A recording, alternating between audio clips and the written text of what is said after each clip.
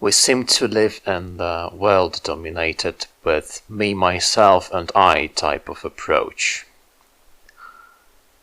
But the question that is absolutely fundamental for everybody to ask is, what makes me myself? Indeed, what makes us ourselves? Nature does.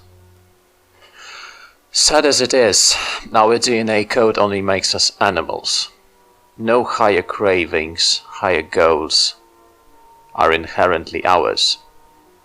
They are internalized by us in the process called conditioning. It's a rather long process, like practicing and learning how to drive a car, for instance. It all takes time. And apart from time, it also demands activating our subconscious. Any act requires repetition and practice before it becomes an unconscious one, where you do not have to consciously exert yourself anymore. Then it is as easy as drinking coffee or eating cake, and just as seemingly natural. On some stage of formation, usually in our 20s, we have already internalized large parts of the essential information about ourselves, to the degree where we stop being aware of its source. And unsurprisingly so, because we no longer go to school, we no longer live with our parents, and hence we are no longer directly taught by anybody. So at this point we are already persuaded that we ourselves are the center of the world. I want this and I want that, and I'm a truck driver and I smoke and I don't.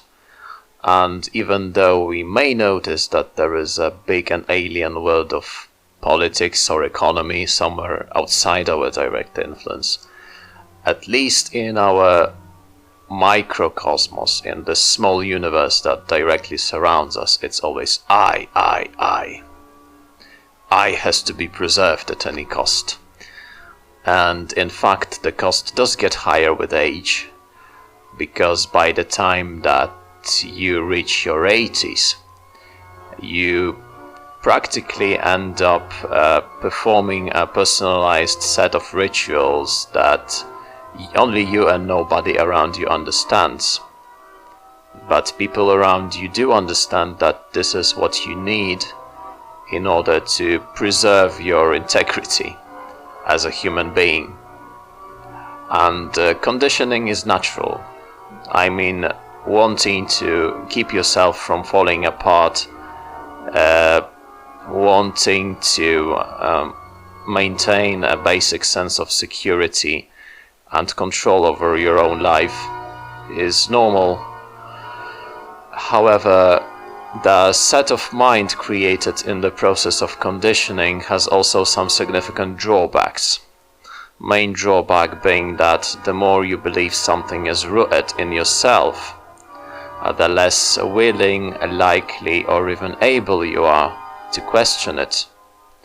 But eventually, if we find within ourselves enough courage to ask this suicidal question, what the fuck does it mean to be myself? Chances there are to break free from limitations imposed by social conditioning, parental conditioning, religious conditioning, especially those aspects of hierarchy preservation or mundane ethics that bind you from reaching any goal that you have set yourself. So regardless of a particular direction where it leads you, this reversal of conditioning is a very good and liberating thing. And it may lead you towards seeking purely carnal pleasures, which would reduce yourself back to an animal.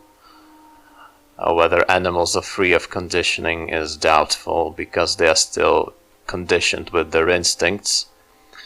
Or second chance is that you will grow to appreciate the true spiritual forces that constitute the divine essence within the world around you. And this is my hope, very strong and very sincere, Had I no hope for such turn of events, I wouldn't bother myself with making this video whatsoever. When it comes to reversal of conditioning as the first step towards liberation, this is actually where our subconscious mind stands in the way. Because most things that surround us are actually information noise. And we are quite good at securing ourselves from information noise on conscious level, but we mostly fail to secure ourselves from information noise on unconscious level or subconscious level. But this is how most information is received actually. The subconscious is both the key receiver and the key processor of information. And usually this receival and processing happens even without this information reaching our rational thought. But even if it does reach our rational thought, at this point we have already mistaken the receiver for the transmitter, and we conclude this information to be rooted in our rational thought, and we conclude the arising behavior to be rooted in our rational thought. But that simply ain't true. The subconscious mind can act as our servo mechanism. That is, it can obediently regulate our behavior according to what we program into it. But not in the situation where it is itself turned into a holding tank, collecting all the possible junk that surrounds us. People who are not aware of this become themselves the slaves of the servo mechanism, and they keep on behaving in ways that work against their health and happiness. On the other hand, a person knowing how to feed his or her servo mechanism with right instructions may become the master of it and the master of his or her own destiny. It would be of benefit to provide a little philosophical background for what these right instructions may be. And here is where the philosophy of Plotinus might be of help. Plotinus elaborated further on Plato's concept of objects being emanations or manifestations of timeless and uncreated ideas. He also pointed that the world is based on dialectics of three basic ontological substances: the whole, the mind, and the soul. The mind being what differs a man from other animated creatures, all of them having a soul, although some commenters also attached the soul to the so-called unanimated objects. And this is in good correspondence with the beliefs of traditional tribalism, spirits of stones, hills and such things. And also it bears some resemblance to how unanimated objects are treated in the Hindu religious systems, which consider matter simply a form of spiritual energy of very low vibration. So, based on this ontological foundation, the eschatological goal, or roughly speaking, the source of salvation, is not in the saving of the soul, as in all these teachings like Christianity, where individual soul is supposed to go to heaven and be granted eternal existence. Followers of these teachings are forever attached to the mundane, actually, as are the corpses which reside in fancy graves awaiting the Savior who never comes. Sad, however beautiful monument of Western culture. And also the eschatological goal is obviously not in the emancipation of the mind, because it is simply fucking impossible, you know. All the productions of your mind are illusions, not even worth considering.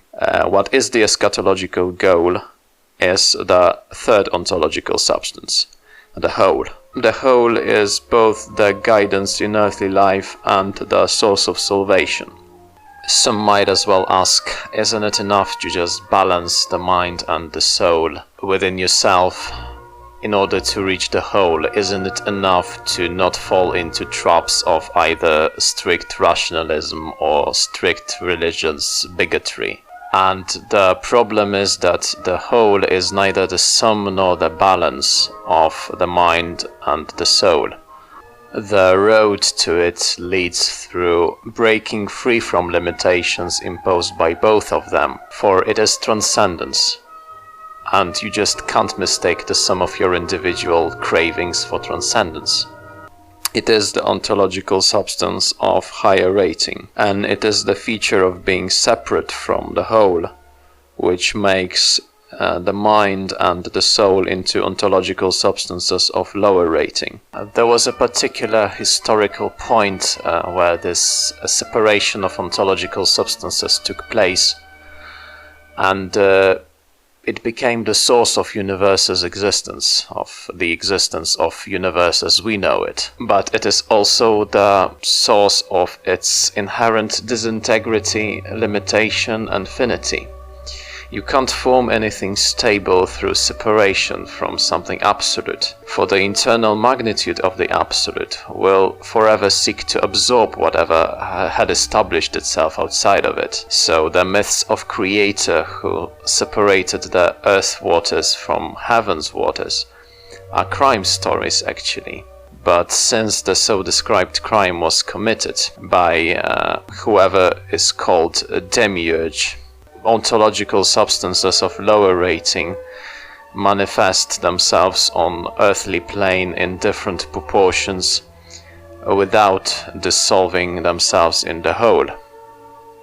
But for this to happen, the whole must be beyond the earth, and in fact we do not directly touch it. Are we to try and touch it, and is it even within our ability to do so? Seeking answer to that, we arrive at two assumptions, and one of them is more egalitarian.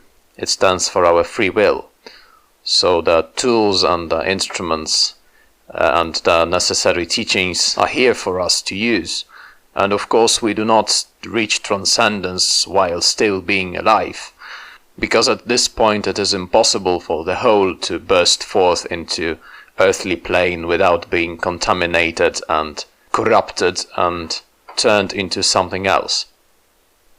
Remember that this act of separation of ontological substances from the whole, this exact act that was described in so many cosmogonies all around the world, it is what makes it impossible to reach full transcendence while being still on the earthly plane among the living. But with your earthly life you can deserve transcendence, sort of.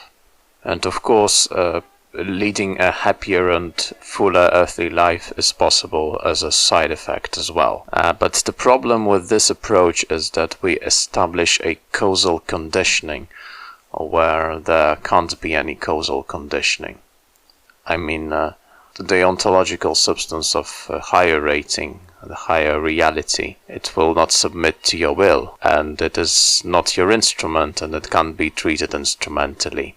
So there is another approach which is more elitist, more right-wing. It stands for predestination. So only those ones bearing a certain sacred flame inside, or are in this or other way predestined to reach transcendence, will eventually reach it. And here's where the question arises, where is the will in this picture? Will being one of the main terms and requisites of practice, and hence what is the practice all about, you know? So I prefer to leave you with these questions unanswered, because these two approaches might seem contradictory, but on some level they may complement each other. And although you may be attracted by earthly benefits of working in a magical system, please remember that anything you invoke might have a whim to actually manifest and act, and if you are found unworthy, greedy or self-assured, destroy you.